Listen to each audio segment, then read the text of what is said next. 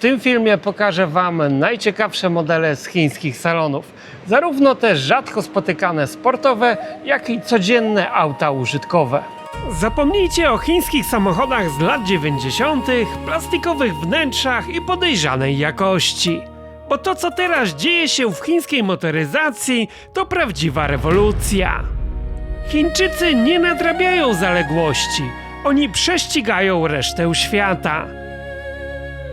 W tym filmie pokażę Wam auta, które potrafią pływać, skręcać w miejscu jak czołg i przyspieszać do setki w niecałe 2 sekundy.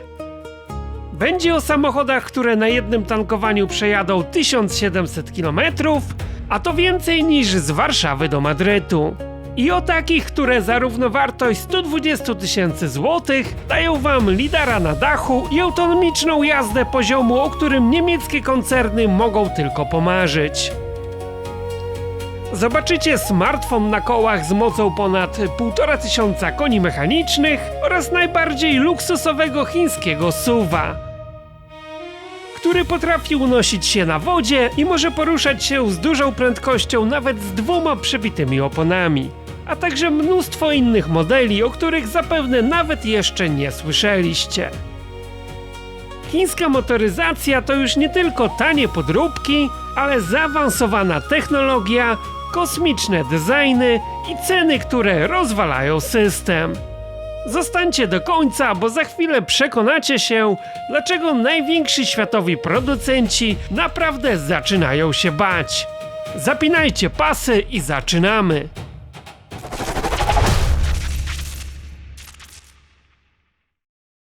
Jeżeli jesteście ciekawi, jak wygląda obecnie oferta chińskiej motoryzacji i ile kosztują samochody w Chinach, zapraszam do obejrzenia tego filmu. Wybrałem się do kilkunastu chińskich salonów samochodowych, aby sprawdzić, co można obecnie kupić, no i przede wszystkim za ile. Oferta chińskiej motoryzacji jest znacznie bogatsza niż to, co możemy dostać w Europie, gdyż wiele marek nie ma jeszcze europejskiej homologacji. No i oczywiście z uwagi na brak ceł i różnych innych podatków, ceny tutaj są zdecydowanie niższe niż w europejskich salonach tych samych marek. Z góry zaznaczam, iż nie jestem żadnym ekspertem motoryzacyjnym. Ten film nagrałem z perspektywy zwykłego turysty po salonach motoryzacyjnych, no i klienta, który powiedzmy zainteresowany byłby zakupem takiego chińskiego auta.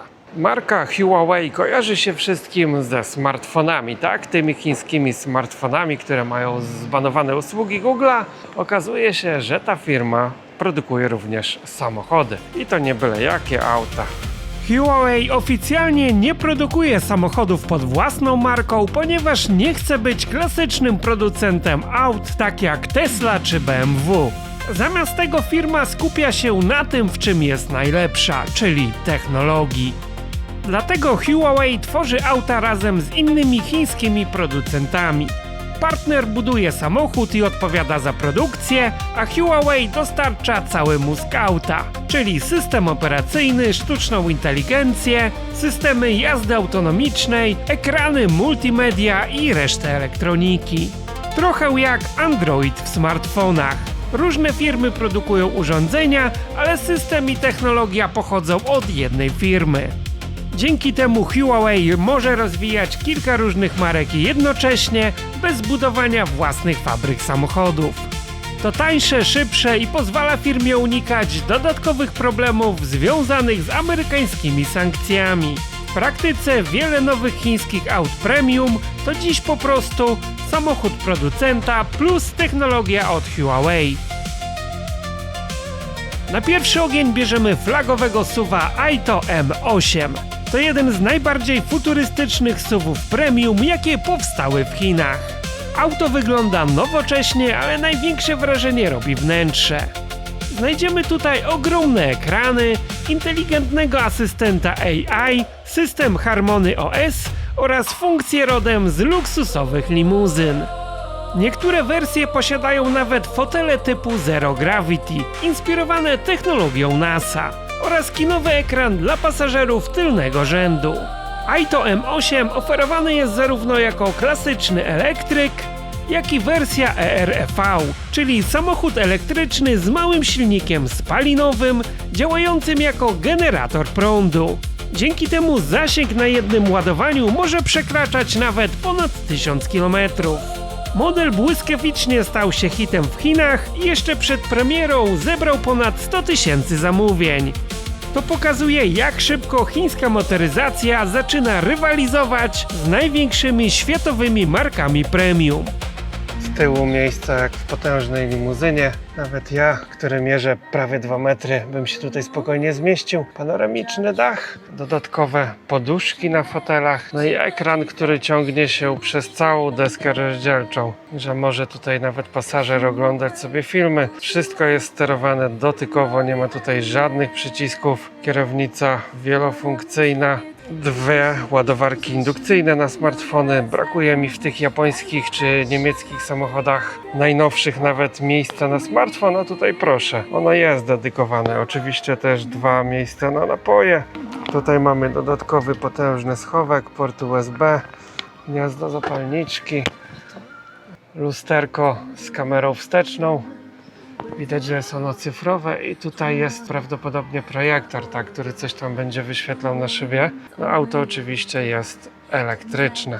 W momencie, kiedy otwieramy sobie drzwi, wysuwa się nam taki schodek nawet automatycznie spod samochodu, że mamy ułatwione wejście, jak w jakichś autach terenowych. I teraz się chowa, to wszystko dzieje się automatycznie. Tylna kanapa jest również regulowana. Miejsca jest bardzo dużo. Kolejne ciekawe auto to Stelato S9. To luksusowa elektryczna limuzyna stworzona przez koncern Huawei i BAIC. Samochód został zaprojektowany jako konkurent dla takich modeli jak Mercedes EQS czy BMW i7. Już sam wygląd pokazuje, że Chińczycy bardzo mocno stawiają dziś na nowoczesny design i aerodynamikę. Stelato S9 ma jeden z najniższych współczynników oporów powietrza na świecie. W środku znajdziemy ogromne ekrany, system Harmony OS, sztuczną inteligencję Huawei oraz bardzo zaawansowaną autonomiczną jazdę ADS 3.0, wykorzystującą lidary i dziesiątki czujników. Najmocniejsze wersje oferują prawie 500 koni mechanicznych i przyspieszenie do setki w mniej niż 4 sekundy, a jednocześnie potrafią przejechać ponad 700 km na jednym ładowaniu. Ten model pokazuje, że chińskie auta premium przestają być tańszą alternatywą dla europejskich marek, a dziś coraz częściej same wyznaczają nowe trendy technologiczne. Z tyłu nawet kanapa jest regulowana, mamy podgrzewane i wentylowane siedzenia z tyłu. Otwieraniem wszystkich 4 szyb też możemy sterować z tylnego fotela. Możemy domykać drzwi z tyłu. No, widać, że to jest wóz dla prezesa. Dodatkowo mamy tutaj elektroniczny panel sterowania klimatyzacją i podłokietnik, potężny podłokietnik. Duży podłokietnik z ładowarką indukcyjną również. Tylne drzwi nie mają bramowania szyby. Myślałem, że w kombi nie można już wymyśleć nic więcej, jednak ten model pokazuje, iż da się. Zdecydowanie te samochody prezentują zupełnie inną epokę motoryzacyjną. No być może europejscy producenci też już wprowadzają tego typu rozwiązania, ale jak kiedyś mówiło się, że to Chińczyk wszystko kopiuje i faktycznie tak było, wiele rozwiązań skopiowali, tak rozwinęli teraz mnóstwo swoich i europejscy producenci naprawdę trzęsą portkami. Takie rozwiązania w tej cenie są bezkonkurencyjne. Dla leniwych jest też opcja automatycznego zamykania drzwi. Wystarczy nacisnąć przycisk i proszę, zobaczcie, zamykają się same. Można to zrobić też oczywiście z pilota. Ta opcja jest dostępna zarówno z przodu, jak i z tyłu. Tak możemy sobie je bardzo szybko i łatwo pozamykać. W najnowszych samochodach już zrezygnowano z tego typu wysuwanych klamek, gdyż okazało się, że jeśli są one schowane, tak podczas wypadków dochodziło do blokad, no i ludzie nie mogli uwolnić pasażerów ze środka. Stąd w najnowszych modelach już to rozwiązanie zostało całkowicie wycofane. A skoro auto nie ma lusterka, tak gdzie możemy sobie obejrzeć? A tutaj z boku mamy taki wyświetlacz. Po obu stronach są wyświetlacze i kierowca może sobie zobaczyć to, co się dzieje z autem. Dach w aucie jest panoramiczny, więc można sobie nocą oglądać gwiazdy. To auto może spokojnie konkurować z markami premium z Europy. No jest tutaj wszystko. Zobaczcie, są nawet regulowane tylne fotele. Z tyłu mamy też sterowanie wszystkimi szybami, mamy domykanie z przycisku.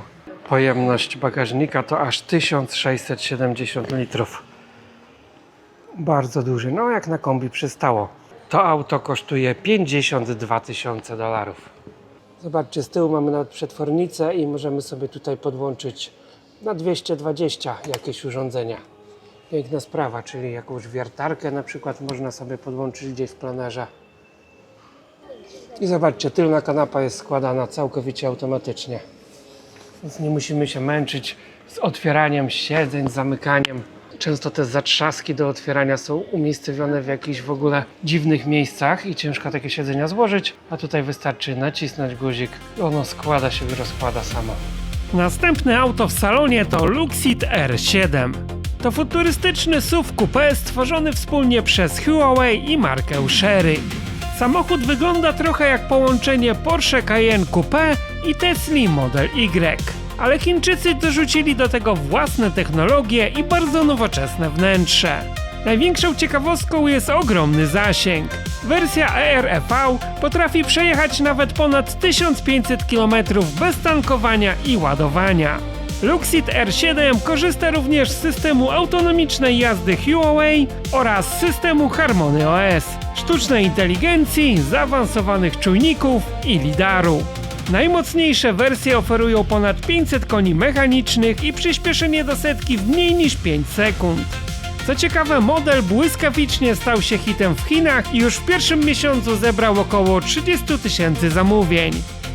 Olbrzymi ekran, na pewno ma z 15 cali. Kierownica multimedialna, malutki wyświetlacz zamiast tradycyjnych zegarów. Tutaj też standardowo 2 ładowarki indukcyjne, pedały sportowe.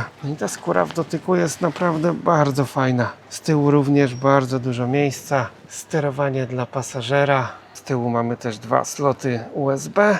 Sterowanie tylną kanapą odbywa się z takich przycisków dotykowych. Tutaj możemy sobie też sterować oparciem, sterować klimatyzacją, wentylacją foteli i podgrzewaniem. Te auta mają w pakiecie podstawowym wszystko, co można wsadzić do samochodu. Nie trzeba tutaj dopłacać za takie dodatki jak podgrzewanie tylnej kanapy czy jej wentylację. Te samochody nie mają też żadnego drążka zmiany biegów. Biegi mamy w kierownicy, oczywiście wszystkie auta są w automacie. A to jest zdecydowanie najlepsza funkcja. Możemy sobie wozić zimne piwko w aucie. Zobaczcie, jest tutaj lodóweczka i to dość spora. Zmieści się tutaj 4-pak plus jeszcze jakaś mała puszeczka albo butelka. Oczywiście piwo bezalkoholowe, no jakby było inaczej. Tu jeszcze mamy schowek na okulary dodatkowy. Czy wiecie, że istnieje chińskie auto, które fani nazywają pierwszym smartfonem na kółkach dla ludu? To SAIC H5. Jest to najtańszy samochód z technologiami Huawei'a. Ma pełen autopilot ADS 4.0 z laserowym czujnikiem lidar na dachu. Zasięg w wersji EREV na jednym baku i baterii wynosi 1360 km. Taki zasięg wystarczy, aby dojechać bez tankowania i ładowania z Polski na przykład do Chorwacji czy Hiszpanii.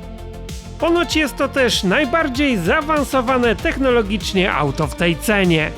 Pierwsze 50 000 zamówień na ten model złożono w zaledwie 18 godzin od premiery.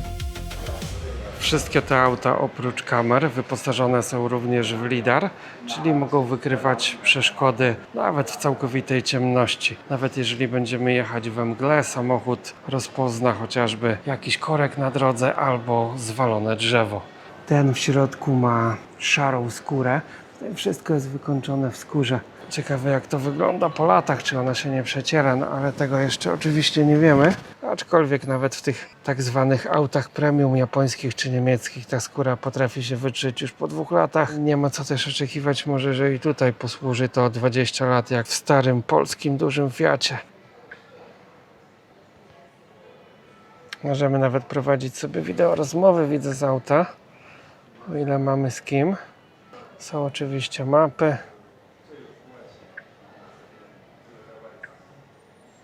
O, i możemy nawet sobie zrobić zdjęcie wprost z auta tego co widzimy, no i też nagrywać. I proszę. i robimy sobie zdjęcie jakiegoś na przykład Janusza na drodze, który blokuje pas ruchu i cyk, wysyłamy do prokuratury. Poziom naładowania baterii niby przy 65% auto może pokonać 420 km jeszcze przy dobrych warunkach. No, ale auto jest spore. Czujnik ciśnienia w oponach od razu pokaże nam, jakie mamy ciśnienie w poszczególnych kołach. Menu można sobie przestawić zapewne też na język angielski. Mamy pogodę.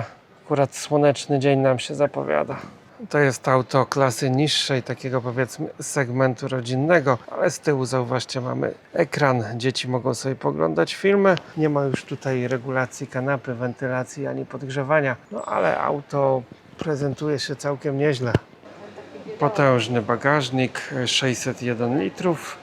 Jeżeli chodzi o kolorystykę lakieru, tak można sobie wybrać jeden z kolorów z tej palety. No jest to nieco większy wybór niż oferują polskie salony, gdzie zwykle mamy do wyboru max kilka kolorów. I to jeszcze o dość takich pastelowych tonach. W podstawowej wersji mamy dostępnych też tylko kilka kolorów, a za resztę trzeba dopłacić, ale dopłata za wybrany kolor wynosi tutaj około 3000 zł. Kolejne dwa modele z gamy SUV-ów pod marką Aito to M7 i M6. Premiera modelu M6 miała miejsce w kwietniu 2026 roku i nawet w najtańszej wersji auto jest wyposażone w lidar. Większość europejskich aut w tej cenie nie ma nawet zwykłego tempomatu, a to auto widzi lepiej przeszkody nocą niż sowa. Samochód wyposażony jest też w potężny ekran, który można odchylać w stronę kierowcy.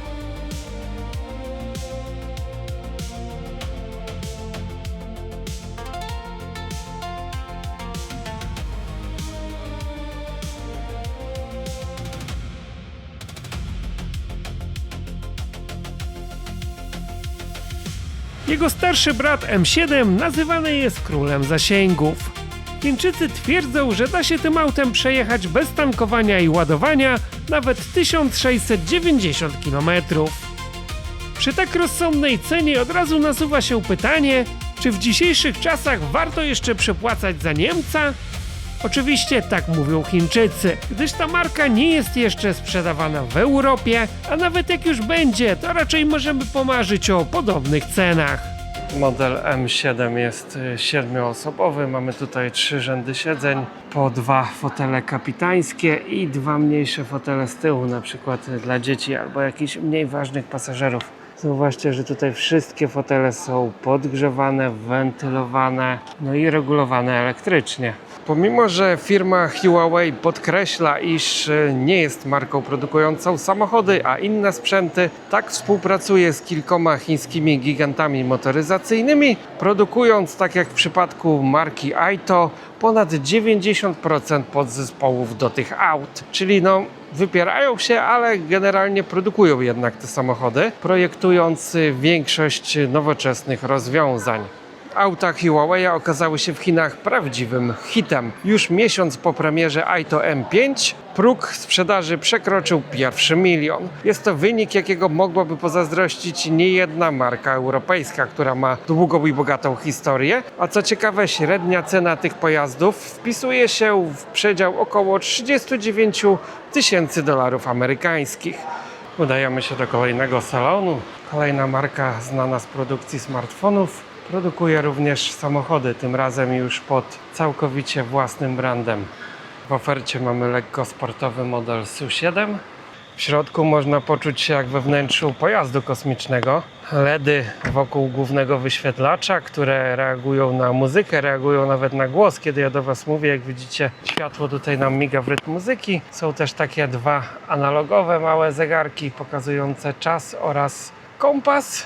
Tutaj mamy już również przyciski fizyczne, nie tylko dotykowe. To akurat mi się podoba, więc możemy tutaj sterować klimatyzacją, ustawieniami fotela, temperaturą, podgrzewaniem szyby z poziomu tego typu przycisków. Oczywiście ładowarki indukcyjne. Tutaj też sterowanie klimatyzacją, temperaturą, wiatrakiem z poziomu manualnych przycisków. Duże podświetlane lusterko, czyli coś, co na pewno docenią kobiety za kierownicą. Pasażera jest podobnie.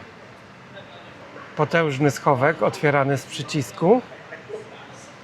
Mamy też oczywiście uchwyty na napoje, multimedialna, wielofunkcyjna kierownica ze sterowaniem. Możemy sobie zmieniać też styl jazdy ze sportowego na zwykły i ekonomiczny.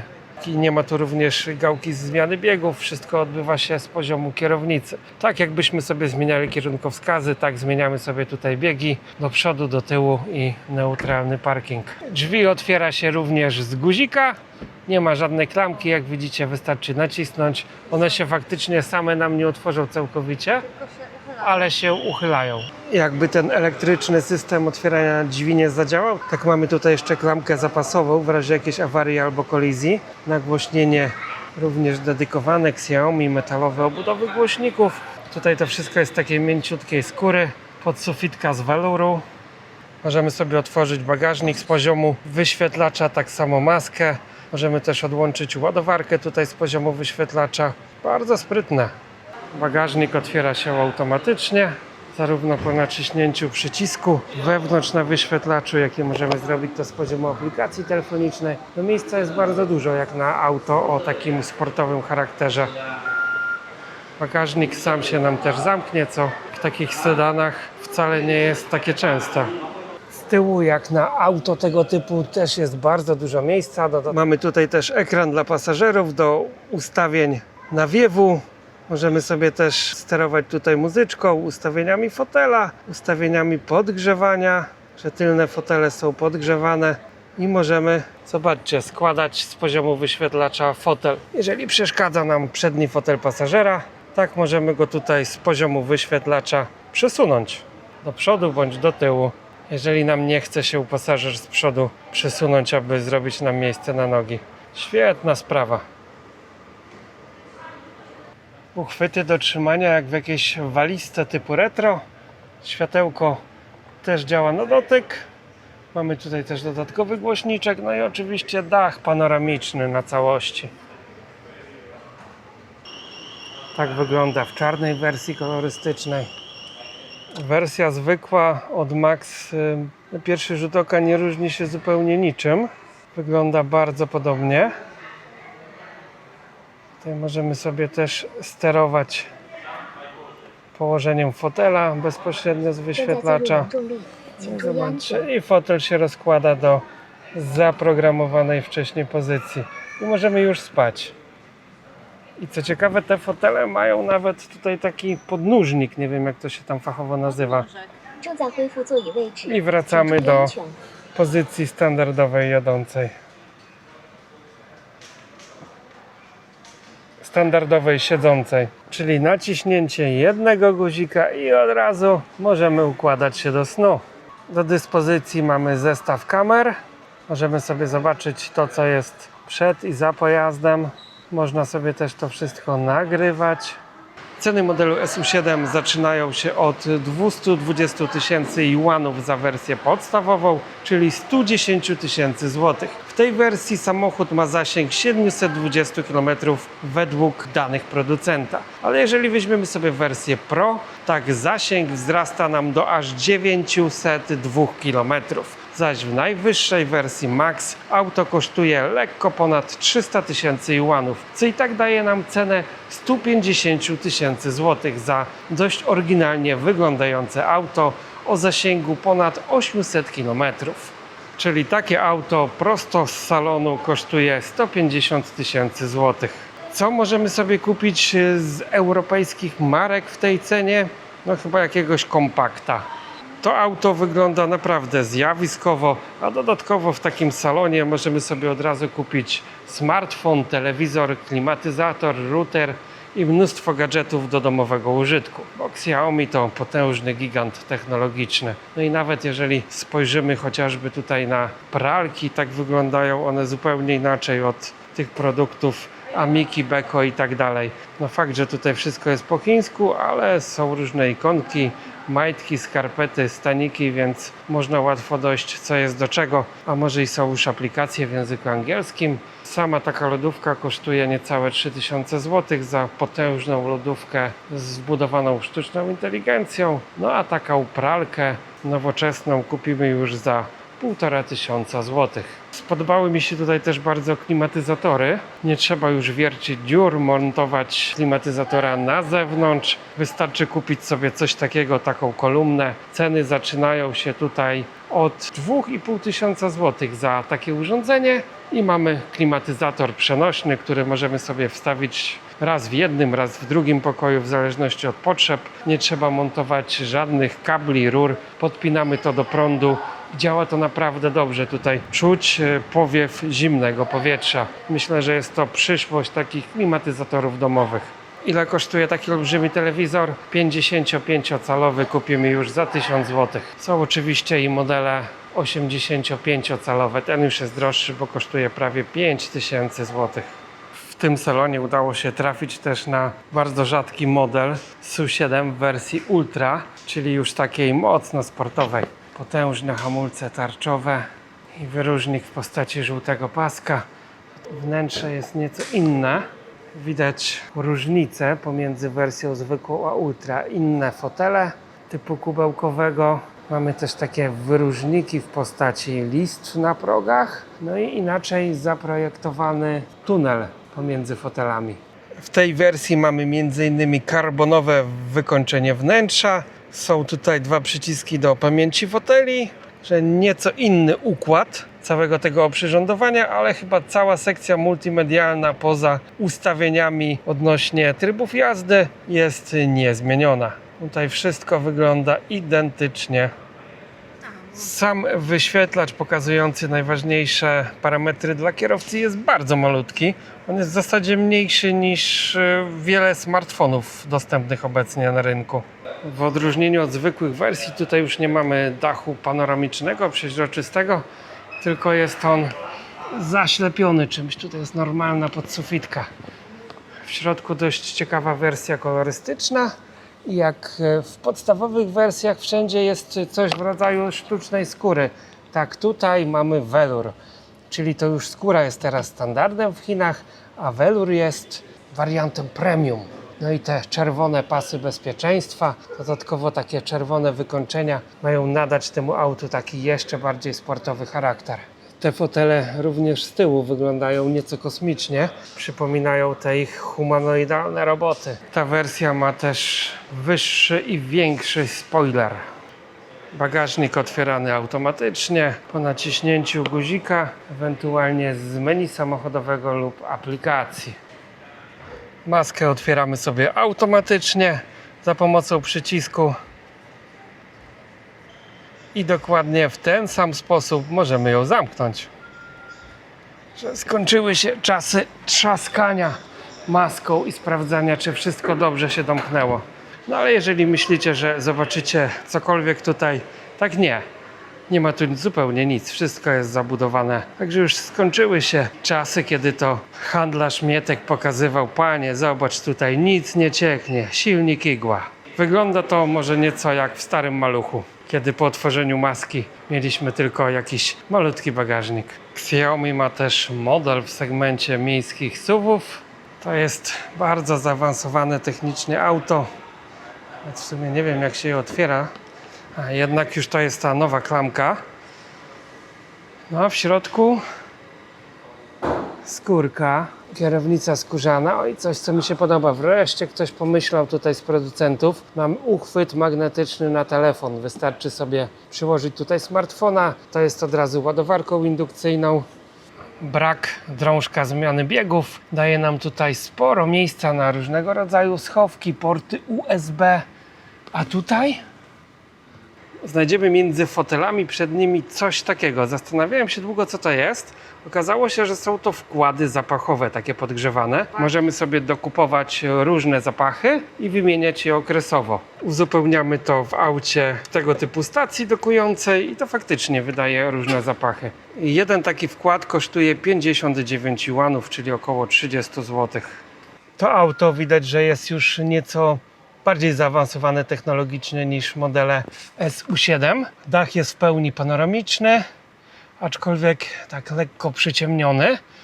Podsufitka welurowa, Siedzenia bardzo mięciutkie, wentylowane, podgrzewane, no i potężny ekran. I co ciekawe, oprócz tego głównego ekranu z takimi dodatkowymi jeszcze tutaj LEDami w rodzaju equalizera, mamy drugi ekran na samym podszybiu. Tam mamy wyświetlaną również nawigację, najważniejsze parametry, czyli prędkość, zasięg, aktualnie odtwarzany utwór, jeżeli coś sobie będziemy słuchać. No, mnóstwo ciekawych opcji. Jeśli chodzi o system multimedialny, nie potrzebujemy już montować dodatkowych kamerek do nagrywania naszej trasy, gdyż tutaj już auto będzie nam samo nagrywało. I to nie tylko z przodu, tylko może nam nagrać wszystko, co mamy i z przodu, i z tyłu. Nagrywa zarówno widzę w dzień, jak i w nocy. Możemy sobie wybrać różne opcje. A samo menu jest tutaj bardzo podobne do tych w smartfonach Xiaomi, stąd też możemy, nawet nie znając tego chińskiego, mniej więcej połapać się intuicyjnie, o co tutaj chodzi. Jest tutaj 6 kamer, one wszystkie mogą nagrywać obraz, stąd mamy pełny monitoring pojazdu, na przykład gdyby ktoś chciał nam coś tutaj zniszczyć. Auto oczywiście ma systemy antykolizyjne, ma wbudowany lidar, wykryje nam przeszkody nawet przy słabym oświetleniu czy mgle. To już jest technologia XXI wieku. Sterowanie fotelami. Możemy sobie sterować tutaj niezależnie podgrzewaniem każdego z foteli, zarówno z przodu, jak i z tyłu. Dodatkowo przednie mają jeszcze opcję wentylowania, jak będzie nam za gorąco. Widzę, że są nawet jakieś gesty. Niechcący wykonałem jakiś gest i włączyłem tutaj muzykę. Reaguję na gesty, trzeba byłoby się tylko tego wszystkiego nauczyć. Oczywiście język możemy sobie też przestawić na angielski. No i możemy rozłożyć sobie fotele z poziomu wyświetlacza. Pod tylną kanapą mamy też taką szufladę. Można sobie tutaj coś schować. Fajne rozwiązanie. Pierwszy raz widzę coś takiego w samochodzie. A do czego możemy sobie użyć tą szufladkę? Na przykład do schowania takiego ekranu, który mocujemy sobie za fotelem tutaj na szybkozłączkę. Jeżeli mamy dzieci w aucie, tak wiadomo, że nie wytrzymają one dłuższej trasy bez oglądania bajek, więc montujemy im ekranik i niech oglądają do woli. Z tyłu też jest oczywiście panel do sterowania wszystkimi parametrami niezbędnymi do przeżycia z tyłu samochodu. W pojeździe mamy też bogate nagłośnienie. Tutaj głośników sygnowanych Xiaomi jest po 4 na stronę z tyłu i po 2 z przodu, albo 3 nawet. System multimedialny tutaj też działa bardzo dobrze, co miałem okazję sprawdzić przed chwilą, ale tego Wam wrażenia filmowe oczywiście nie oddadzą. Podłokietnik z miejscem na napoje oraz na smartfon z ładowarką indukcyjną. Bagażnik jest potężny, w odróżnieniu od wielu obecnych SUV-ów, tak tutaj można sobie coś schować. U góry mamy oświetlenie mocowane na takich szynach jak w kamperach oraz porty do ładowania USB, więc można coś tam ładować w bagażniku przy okazji. I dodatkowo 2 lampki po obu stronach. Automatycznie również złożymy tutaj siedzenie. Fotel się nam sam składa. Nie musimy nic kombinować ze składaniem ręcznym. Druga strona również. I teraz robi nam się tutaj ponad 1500 litrów pojemności. Albo możemy mieć bardzo szybko wygodne łoże, jeżeli rzucimy tu materac. Auto ma również wlot zapalniczki i tutaj jeszcze malutki wieszaczek. Firma oferuje też zestaw różnych gadżetów dodatkowych do aut. Przede wszystkim są to rozwiązania do montażu smartfonów, różne uchwyty magnetyczne. To wszystko można sobie dokupić od razu w salonie, skonfigurować pod nasze auto.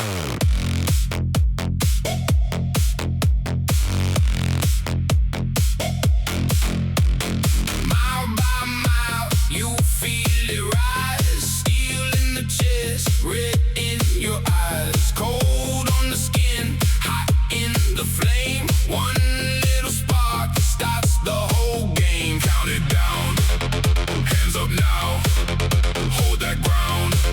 We move like thunder.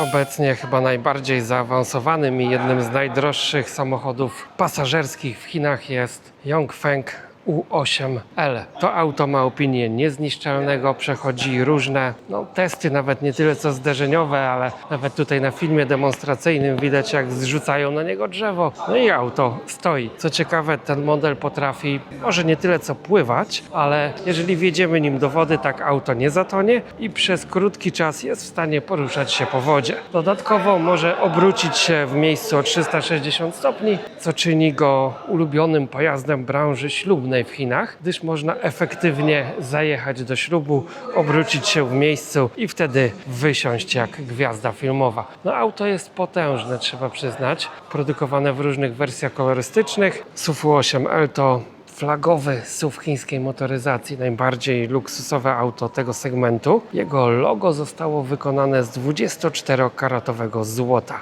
Dodatkowo możemy sobie zamówić złote emblematy również na grillu, klapie i kierownicy. Całkowity zasięg tego elektrycznego auta wynosi 1160 km, czyli bardzo dużo jak na tak potężny samochód, a ładowanie od 30 do 80% trwa zaledwie 13 minut. Ma on w środku zaktualizowaną do drugiej generacji baterię, oczywiście produkcji Build Your Dreams, a imponująca moc 1180 koni mechanicznych pozwala osiągnąć mu prędkość 100 km w zaledwie 3,5 sekundy. Warto dodać, że auto waży aż 3,5 tony.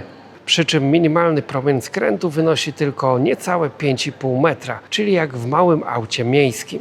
To auto jest prawdziwą fortecą na kołach. Ukochane przez chińskich biznesmenów, oferuje 14 poduszek powietrznych i aktywną klapę bezpieczeństwa foteli, która chroni przed urazami kręgosłupa. Kamery termowizyjne zapewniają dodatkową widoczność nocą, a za komfort ciszy odpowiada wygłuszenie kabiny poniżej 65 dB. Jak deklaruje producent i widać to też na filmach promocyjnych, przez dłuższą chwilę po wjechaniu do wody auto nie zatonie, a dodatkowo możemy nim nawet pływać. Coś jak samochód Jamesa Bonda.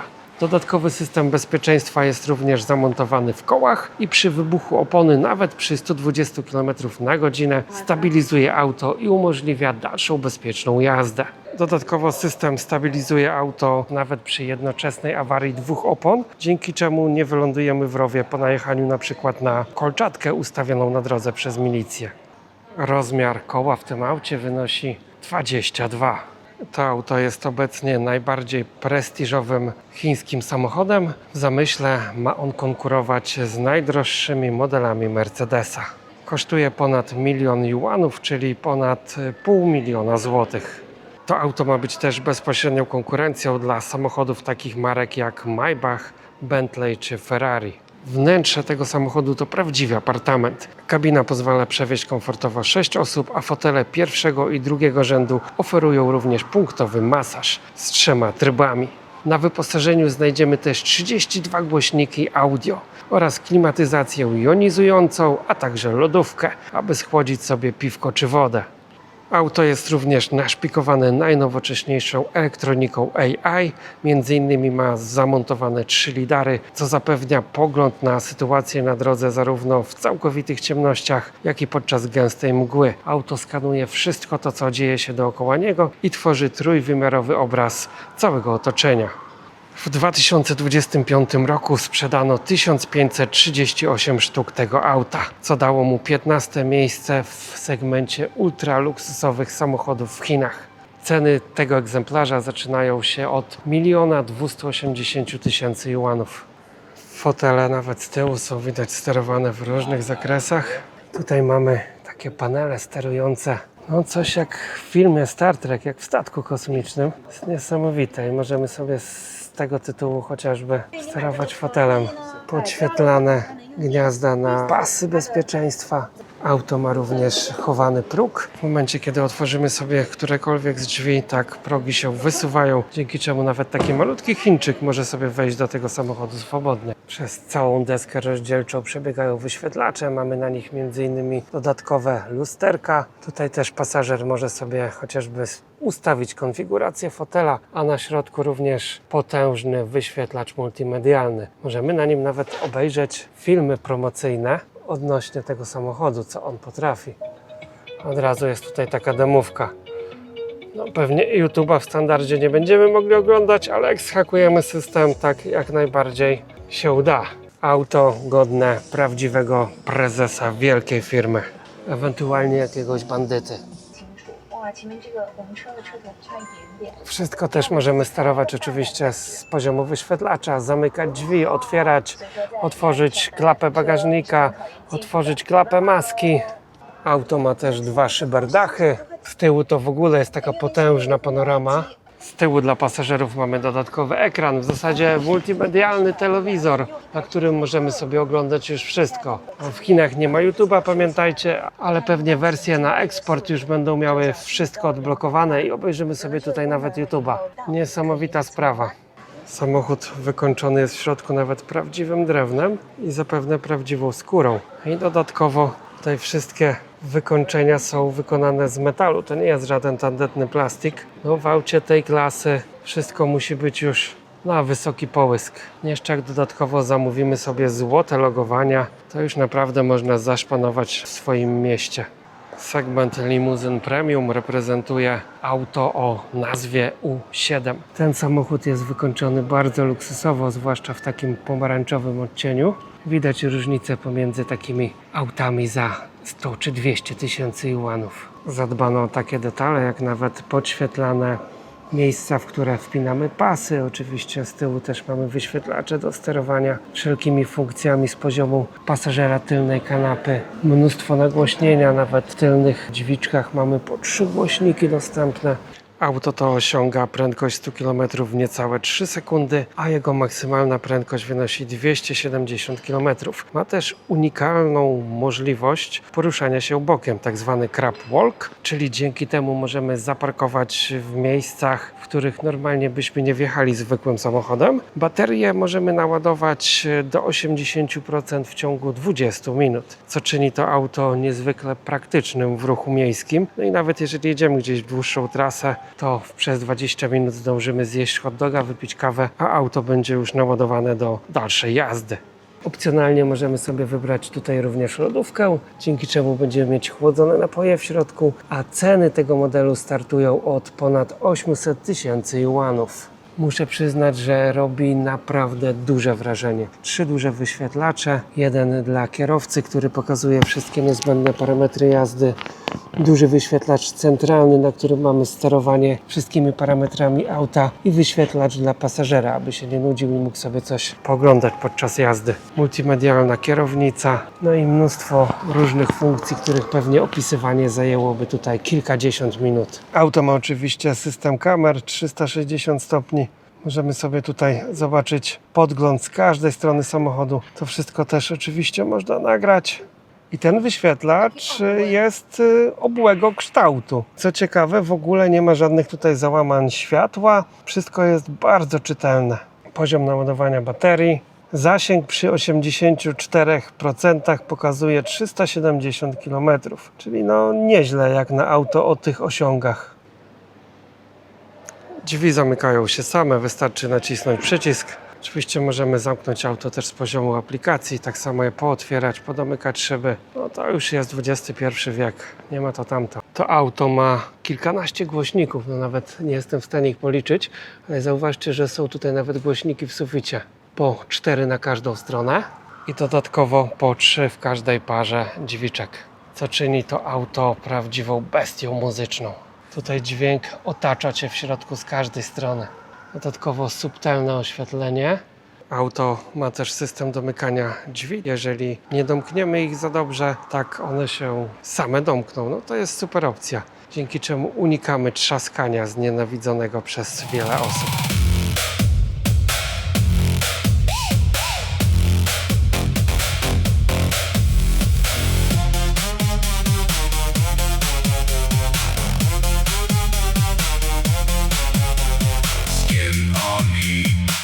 Some poles burn through the dark, let it hit hard.